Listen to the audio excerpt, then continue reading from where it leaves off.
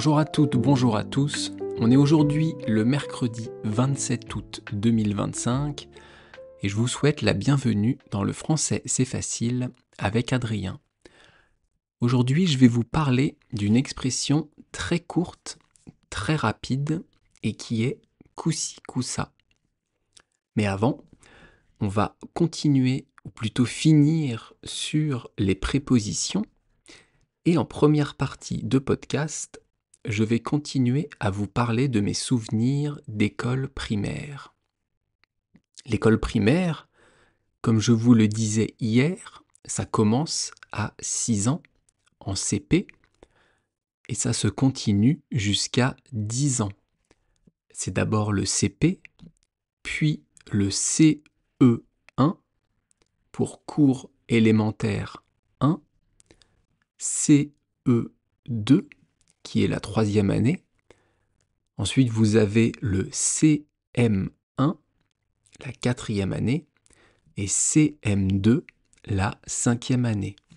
Donc 6 ans, 7 ans, 8 ans, 9 ans et 10 ans.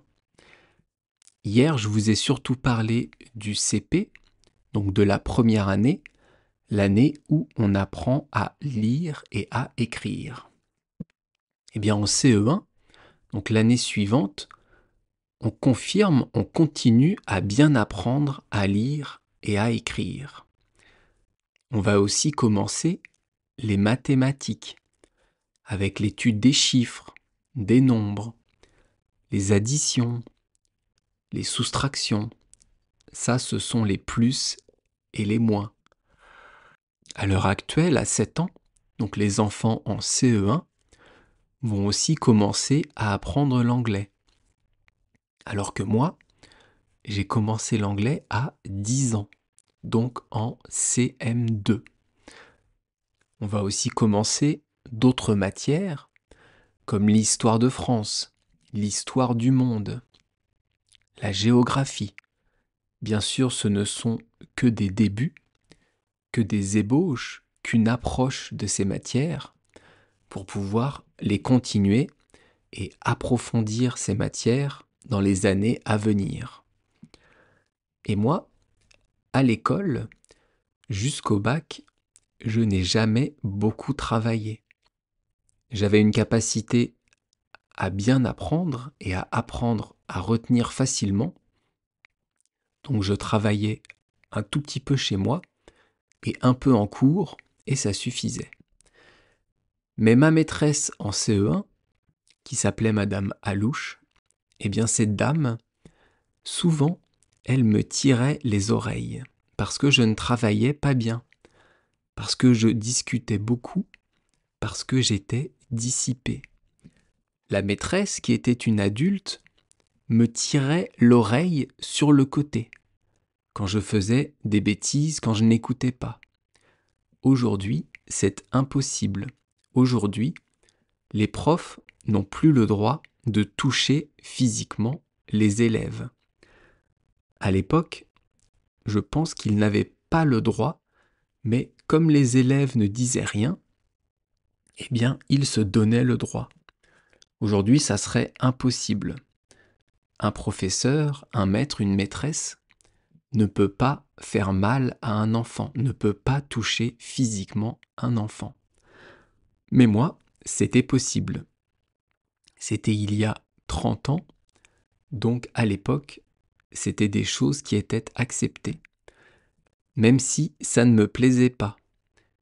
Je n'aimais pas cette maîtresse parce que je trouvais, de mon point de vue d'enfant, qu'elle était méchante. Donc ça, c'est ce qui se passait pendant les cours. Et entre les cours, entre les heures de travail, on avait évidemment des pauses et on appelle ça la récréation. Je me souviens que pendant la récréation, eh bien, avec mes copains et mes copines, on jouait à la balle aux prisonniers. Je vais vous expliquer ce jeu. Alors, on peut jouer à ça à 4 contre 4, ou 5 contre 5, 6 contre 6, peu importe. Vous mettez 5 enfants d'un côté, 5 enfants de l'autre, avec un trait entre ces enfants. Les enfants se font face et on va donner un ballon, une balle de hand par exemple, à l'un des enfants. Il va devoir lancer la balle sur un enfant de l'équipe adverse. Si l'enfant visé est touché et que la balle tombe au sol, alors il va être éliminé et il va aller dans ce qu'on appelle la prison de l'autre côté du terrain. Mais si l'enfant arrive à garder la balle dans ses mains sans que la balle ne touche le sol, alors il peut relancer le ballon sur un enfant de l'équipe adverse pour tenter de l'éliminer. Pour ceux qui ont déjà lu le manga Hunter x Hunter ou vu les épisodes, eh bien à un moment, il y a un épisode, ou plusieurs même, où les personnages jouent à la balle aux prisonniers. C'est autour du chapitre 160 dans le manga, et donc Gon, Hisoka et Killua et le méchant jouent à la balle aux prisonniers ensemble. Eh bien moi, je jouais à ça quand j'étais enfant. Quand j'avais 6, 7, 8 ans, on jouait à la balle aux prisonniers dans la cour de l'école. On va terminer avec ça, ma petite description de mes souvenirs d'école. Je continuerai de vous parler de ça demain. Et maintenant, on va finir sur les prépositions. Depuis plusieurs jours, je vous parle des prépositions de temps, je vous parle des prépositions de lieu, et il y a aussi d'autres propositions qui existent, d'autres mots qui sont des prépositions et qui expriment d'autres choses. Il y en a plein, donc on ne va pas toutes les faire. Il y a le mot à accent grave, dont je vous ai beaucoup parlé, qu'on utilise beaucoup en français. On a aussi le mot entre, ou alors malgré, grâce à. Comme préposition, on a aussi sans ou par. Je ne vais pas toutes les citer, je ne vais pas vous expliquer le sens de toutes, car je pense que ça serait un peu ennuyeux. Mais je voulais quand même vous parler de deux prépositions qui se ressemblent, mais qui ne veulent... Pardon.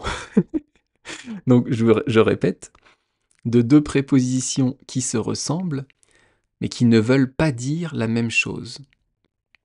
Ces deux mots, ce sont avant et devant. Avant, c'est une préposition de temps. Ça exprime une temporalité. C'est quelque chose qui arrive dans le passé par rapport à une autre. Quelque chose qui arrive avant une autre. Je vous donne un exemple. Les enfants ont mangé avant moi. Ça veut dire que les enfants mangent et que moi, je vais manger après. Les enfants ont mangé avant. Ici, on a une histoire de temps. Il y a un événement, les enfants qui mangent, qui se passe avant l'autre, moi qui mange. Les enfants ont mangé avant moi.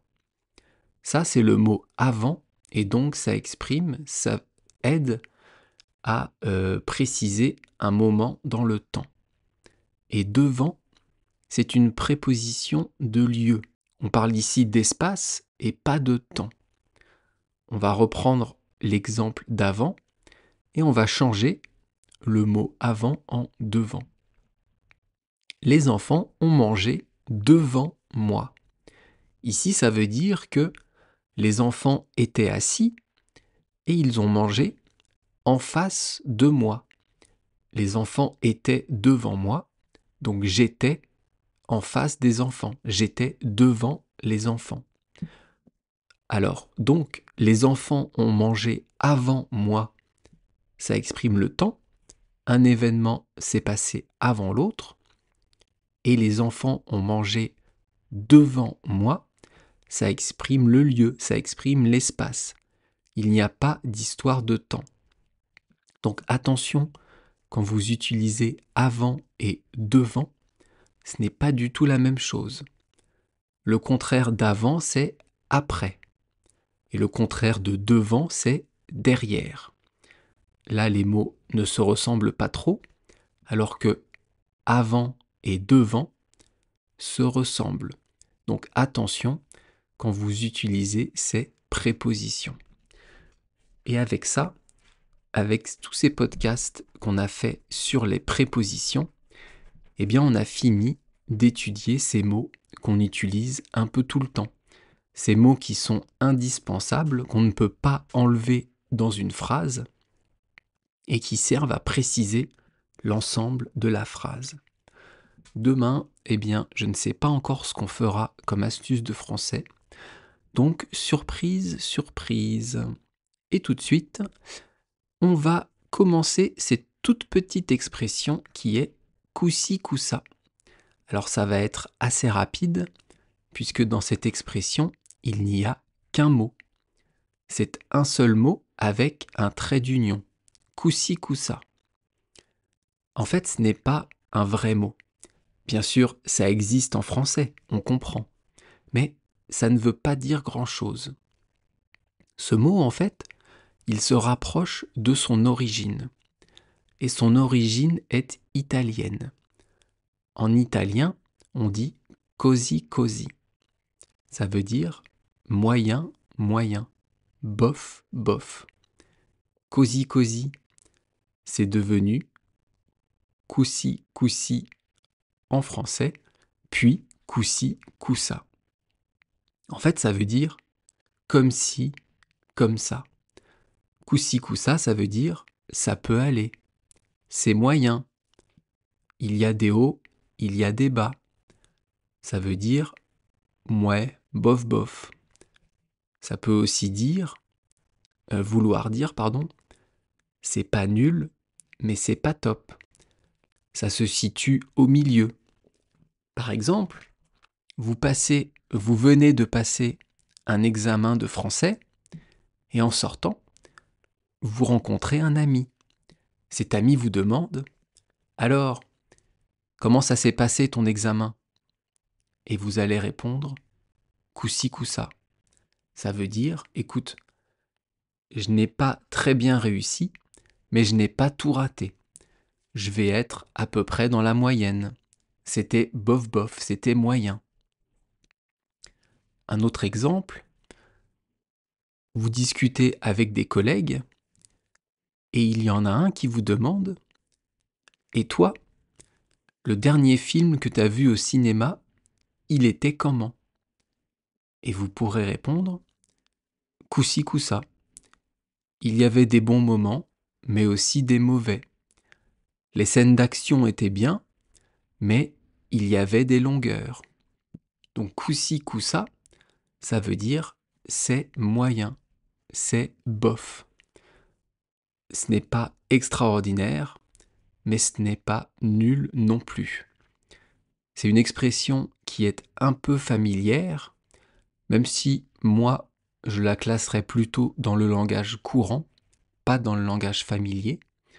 Donc vous pouvez l'utiliser avec vos amis, avec vos collègues, avec votre famille, mais il faut éviter de l'utiliser avec un supérieur, avec votre boss, avec quelqu'un à qui il faut parler avec respect. Il faut éviter d'utiliser cette expression dans un oral de français. On ne dit pas ça à un examinateur. Ou alors, si vous le dites, ça sera pour montrer que vous maîtrisez bien le français. Ces expressions que je vous explique tous les jours, depuis début janvier, eh bien, c'est justement pour vous aider à mieux comprendre le français et surtout, si vous utilisez ces expressions, c'est pour montrer aux autres que vous maîtrisez le français, que vous connaissez ces expressions qui sont dites par des natifs, qui sont dites par des personnes dont la langue maternelle est le français. En anglais, coussi coussa, ça se dit so-so. Ça veut dire moyen, bof bof, pas top. Demain, on passera à la casserole. On va étudier une expression qui est « passer à la casserole ». Très marrante cette expression. Je vous expliquerai tout ça demain. Je vous rappelle que vous pouvez me retrouver sur YouTube, où vous retrouvez les podcasts que vous écoutez en ce moment. D'ailleurs, peut-être que vous écoutez sur YouTube. Vous pouvez me retrouver aussi sur Patreon. Vous allez avoir accès, en étant inscrit, en devenant membre, à des podcasts exclusifs. En ce moment, ce sont les contes de la mythologie japonaise qui sont lus par moi. Vous retrouverez aussi les transcriptions des podcasts écrites. Et si rien de tout ça vous intéresse, eh bien vous pouvez quand même vous abonner pour me soutenir et pour m'aider à la production de ce podcast. Évidemment, si vous avez des remarques, des suggestions, des observations, si vous voulez me dire que ce podcast est super ou qu'il est nul, peu importe, laissez-moi un petit message, laissez-moi un petit commentaire, laissez-moi une bonne note. Si vous voulez me mettre une mauvaise note, ne m'en mettez pas, c'est gentil. Allez, je vous laisse ici. Aujourd'hui, j'ai fait assez court. C'est pas plus mal de temps en temps de faire un podcast pas trop long. Et je vous remercie donc de m'écouter. Et je vous dis à demain. Bye bye, hasta luego. Matane.